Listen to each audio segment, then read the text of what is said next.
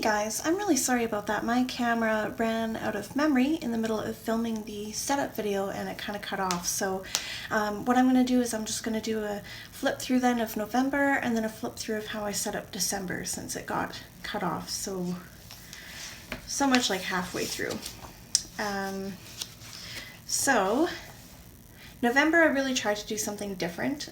November, I wanted to have a more simple layout where I could just bring a black pen with me and not need a bunch of colors or anything else. And so I set up my monthly very plain. I set up a lot of the other pages very plain, and I wound up hating it, and it didn't last very long. I'm a very visual person. I understand it doesn't add any functionality to my printer, but being a visual person, I like to have visually appealing things. Otherwise, I find it hard to actually keep up with it. So my no spend tracker, I totally forgot about it this month. I didn't keep up with it.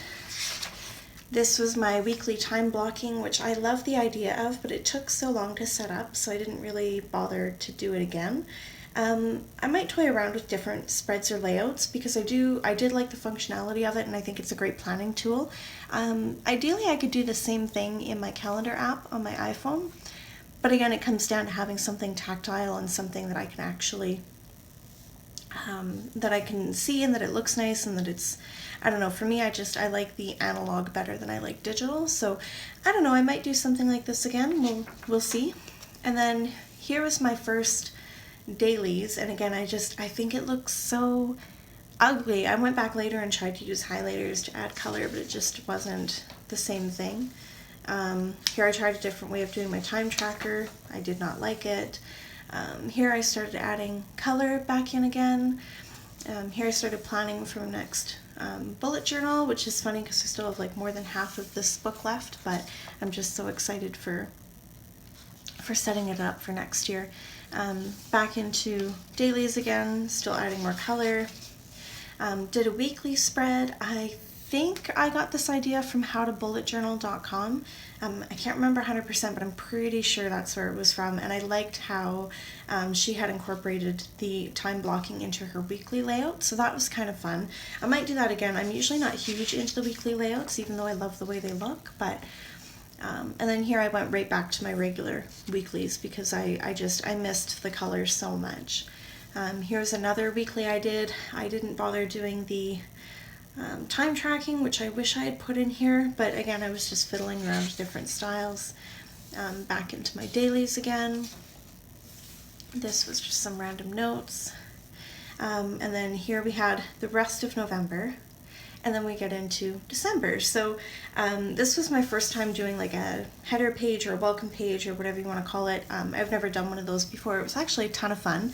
I am not this artistic. I definitely cheated. I grabbed some images off Google Images that I loved, and then I just traced it into here. The only thing I hand drew was the ornaments.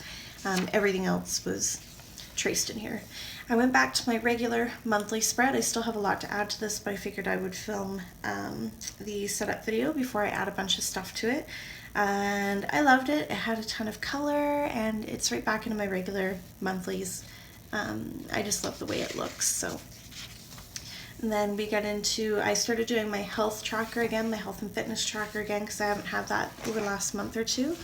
And then we have my my monthly habit tracker again, which I didn't have last month really, so that's nice to have.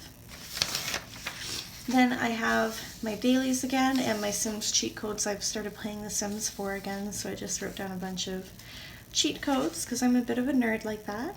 I still have to put in this weekend because today's only Saturday.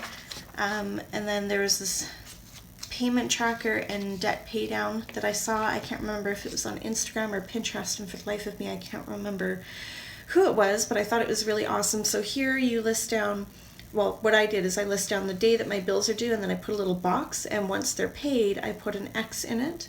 And then on this side we have savings and debt payment trackers, so it'll be kind of cool to see how that fills in on a month-to-month basis. And that's it so far. So not a ton got set up for December. I find that I'm starting to water down what my monthly spreads are, and I might start adding to it again, but for now this was good for me. I like the way it turned out. And I'd love to see how you guys did yours. If you like this video, give it a thumbs up. Don't forget to hit the subscribe button, and I'll talk to you guys next time.